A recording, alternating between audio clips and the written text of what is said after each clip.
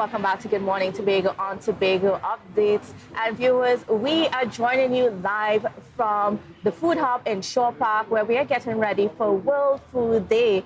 And then we are getting you connected with all the things that are on the schedule for today, especially in light with the theme for this year, which is Water is Life. Leave no one, water is life, water is food, leave no one behind. And we are being joined right now by Ms. Kirthy-Ann Cornwall-Thomas, who is a technical field assistant in the Department of Agriculture. Good morning and welcome to you. Good morning. Thank you. All right, so you're an expert when it comes to livestock, right? So you deal mostly with livestock within the division. Yes, I do. And so can you tell me a little bit about just some of the things that you do within the division? Okay, within the livestock division, we focus on all aspects, even wildlife, right? We look at exotic birds, we visit farmers, give them technical advice, and we also refer them to the vet if necessary. And leading up to this World Food Day competition, we judge animals, where we visited all the farms, and we also judge cattle and pigs, and then we looked at poultry and rabbits. Okay, great. So for today's exhibition, you will be seeing just the first place winners of each category. Now, will we be having any livestock on display this morning? Yes, we have lots of livestock on display this morning. Only the winners of each category will be here. Certainly. Now, I want to get into the theme for this World Food Day, for World Food Day 2023, which is what is life, what is food, leave no one behind. And I want to, give us an idea of what some of our livestock farmers are facing right now when it comes to the heat, when it comes to our water supply, and making sure that we can properly take care of our animals. Okay, in the aspect of livestock, some of the challenges faced is not just the heat, but let us look at infrastructure as well. Access to their farms, with the heat source now, they have to have adequate amount of water on a daily basis, and this seems to be a challenge as they were not prepared for this. As some of them do have the necessary mechanisms in place to deal with stress. So it's kind of labor intensive as well to get to your animals, to get water source to your animals in some rural areas. And what services are the division supplying or assisting farmers with in terms of, or technical advice in terms of how we can best deal with some of the conditions we are faced with now? Right. Based on the challenges we have been knowing, what we encourage farmers to do is invest in more water tanks or pump systems. Try to paint your tanks in white so the water could be cooler.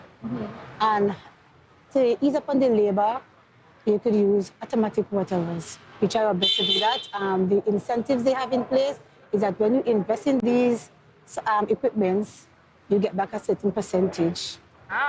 So there is something in place. Yes, there's to something assist in place. Farmers. Right. What about in terms of some of the other things that we can do that might be a little bit more sustainable in terms of having retention ponds and so on? That is a good idea, but it depends on the location of your farm, right?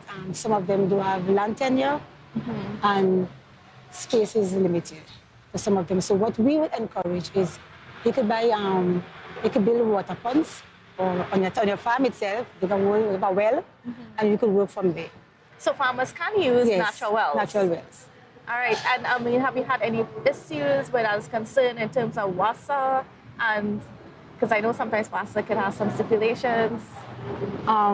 In the dry season, we have issues with WASA because they try to conserve water as well as the farmers need water for their animals.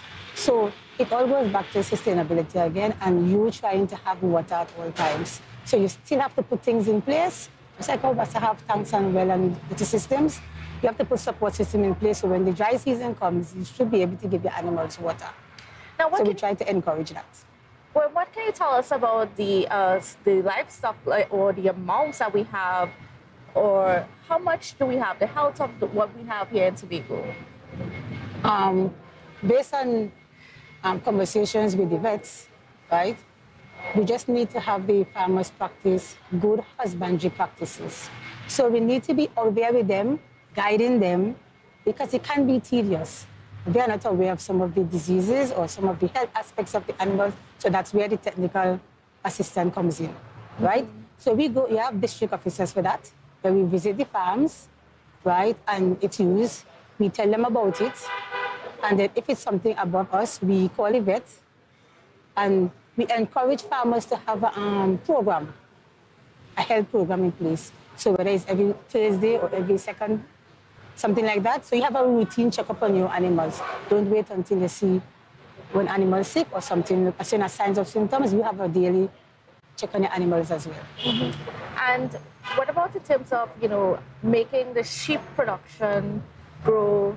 Because I know that there was the Lamb Fest that happened a few weeks ago, and one of the strategies behind that is to introduce to Tobagonians lamb as a meat source and so on. How has that been going? The lamb initiative was excellent.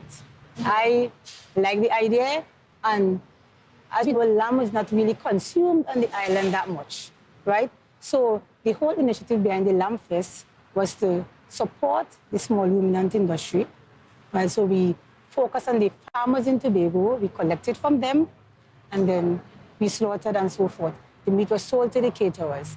And on that particular day, I must say that it was a win-win situation because the caterers, everybody didn't have a meal.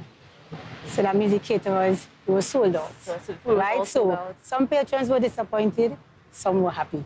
But in general, I think the lamb initiative was a good one to encourage the small ruminant industry because farmers on the island need motivation. And I think that was a big step and a huge decision that was made by the division in collaboration, Tiller and Tadco, with this great initiative. And what are some of those challenges that might be affecting those farmers? All right, marketing. I will look at marketing because you may go into a venture and you didn't really put your products outside. So you have a surplus on your hand and nowhere to go with it. Right, so I think they could network too. Farmers could network. And within the division, we can do that as well. Assist the farmers in getting the products out. Certainly. Now we've seen the sheep, lamb, goat to some extent, and we've seen poultry. Is there any more industries? What's going on with the pork industry? Are we trying to get that to a certain level here in Tobago? The pork industry has gone on the decline, and I will tell you, based on farmers' response, they were looking at the same market issue, but they have the meat in their hand and they have nowhere to distribute this meat. And apart from that, the industry is failing because of, let me say, feed costs. A lot of them came out of it and decided to go into poultry farming instead. So they have converted pens into poultry units. And this is because the pig feed itself was at a rise at a certain time, especially when we cannot get grains in the country, right? So it was really cost effective on them if they just come out of it and go into something else that they think would work for them. And then what would you say to those farmers that are looking on and might be interested in venturing on a larger scale, whether it be sheep, whether it be poultry, whether it even be pork, that sort of thing? Right, let us focus on the theme, right? Water is life. Water is food. Leave no one behind, which means we're not generally speaking about water. We mentioned the word water, right? But water is essential in our everyday life. It also constitutes to like 72% of our agricultural industry, right? So the idea of leaving no one behind means that every day is agriculture. From the fabric, from the lumber to your house, everything is agriculture. What I think farmers should do now, there is room for improvement, and going forward, we as officers or those at the head table need to work with the farmers, right? Pinpoint the major challenges, right? And going forward, we work towards them. And I will encourage farmers because there is room within the industry as every day is agriculture. And if we are hoping to reach in 2025 the sustainable goals that they are set by the UNDP, right, then to eradicate poverty, then we can encourage them, motivate farmers. They need motivation, right? And then we could be the link from the farmer to the hotel as well. So we have to encourage them. There is room for improvement and there is room for growth within the industry. Do you have any idea of how many livestock farmers we have in Tobago, and in general, how much of our livestock farmers contribute to the amount of meat that's consumed on a monthly basis? On a monthly basis, well, I may not be able to give you the data as to how many farmers we have, right? But farmers on a whole, they recently had the contract farming with Tobago where they used to supply chicken. And before, it was the marketing division. And meat used to be supplied to the division and then sold to the public. So there was a link between the farmers and the division at all times. What they also do is go to the Scarborough market and they sell their produce as well. Some farmers have clientele, so you meet the farmers directly and you go from there. All right. Well, I want to thank you so much for being on with us. It was certainly a pleasure speaking with you. So viewers, please don't go anywhere. We'll be back right after this break. Okay, thank you.